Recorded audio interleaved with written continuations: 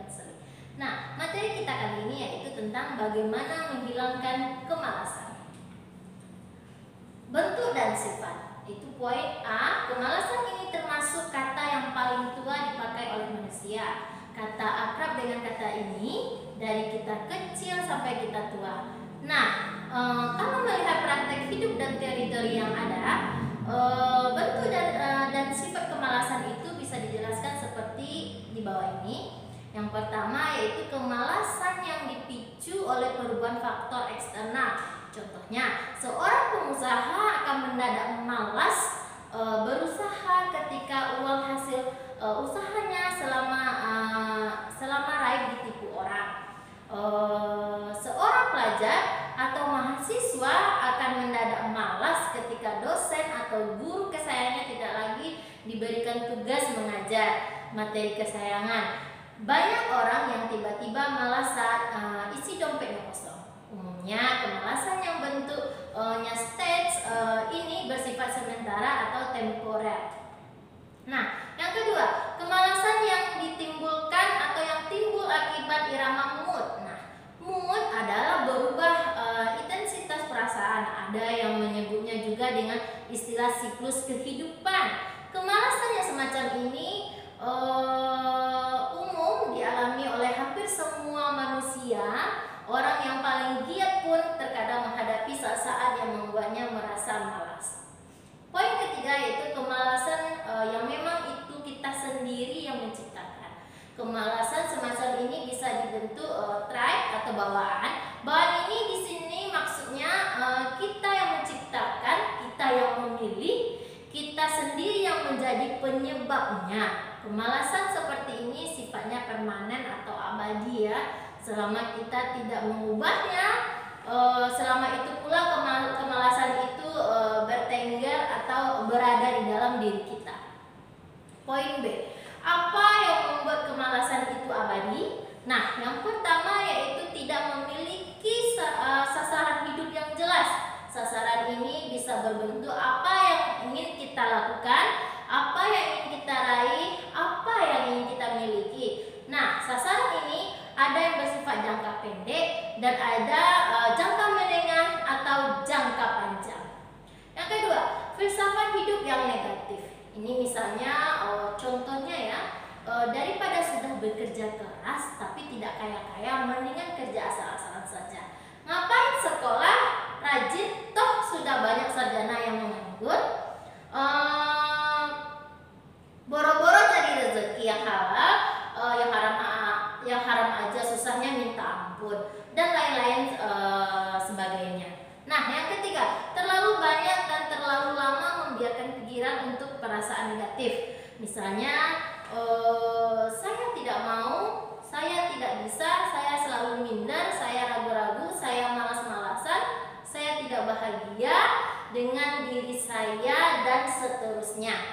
Yang keempat, tidak mau memilih yang positif. Untuk orang dewasa ini adalah kunci. Gagal menjalin sebuah hubungan, gagal usaha, gagal berkarir, dan lain-lainnya. Memang itu semua bisa memicu kemalasan. Tetapi seperti yang sudah kita singgung, kemalasan itu sifatnya hanya sementara. Yang kerap membuatnya abadi adalah penolakan pada diri kita untuk segera bangkit dari kemalasan tersebut ya. Jika kita menolak membangkitkan diri kita, semua kemalasan sifatnya akan abadi. Jika kita tetap menjadi untuk memilih pemalas, maka tidak ada kekuatan apapun yang membuat kita menjadi tidak malas. Oke, kalau kita sadar tanggung jawab kita sebagai pelajar, rasanya tidak mungkin kita bisa menjadi pelajar yang malas. Kalau kita sadar dengan tanggung jawab kita sebagai misalnya karyawan atau dan yang lainnya, tidak mungkin kita bisa menjadi karyawan yang malas. Oke, membangun fondasi personal. Kenapa perlu membangun fondasi personal? Seperti yang sudah kita singgung, penyebab dan pemicu kemalasan itu kalau dicari akan banyak, apalagi jika yang kita cari itu sebab eksternal di luar diri kita.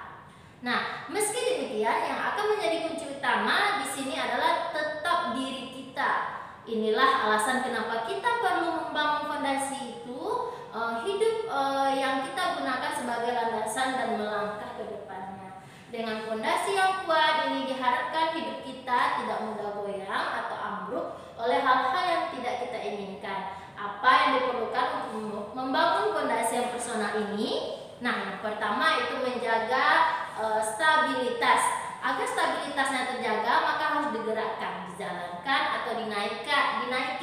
Bagaimana menstabilkan hidup? Membangun sasaran dan program kehidupan. Yang kedua yaitu adalah perlu melakukan alignment. Pengertian dasarnya adalah upaya untuk meluruskan langkah agar kita keluar dari track, rel, sasaran, target, tujuan, visi, misi, dan seterusnya. Nah, yang ketiga yaitu perlu memiliki personal urgensi. Nah, urgensi di sini di sini dasarkan kita dalam atau semacam deadline yang kita buat sendiri untuk diri kita sendiri.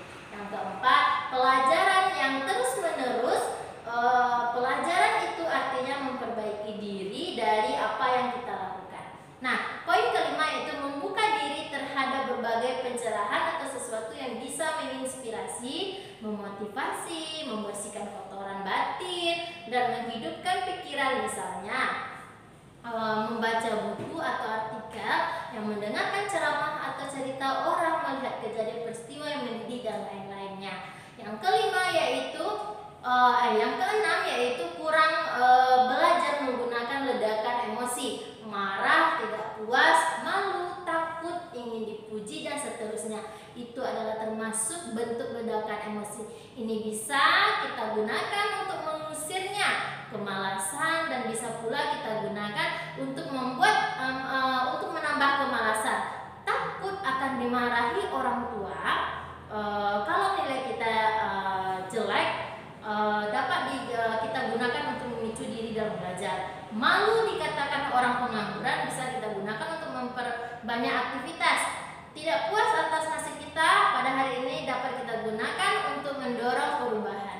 Nah, itulah materi kita hari ini. Teacher yakin Anda dapat